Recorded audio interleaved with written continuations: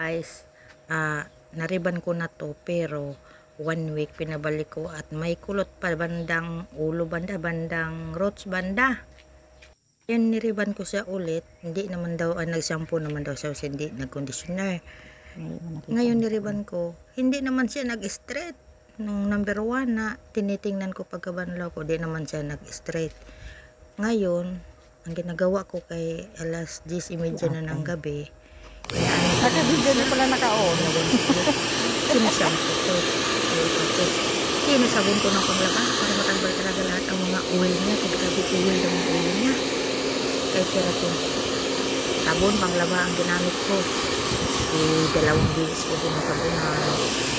Tapos may maano pa, maulit. Tinatlo ko para matanggal talaga lahat.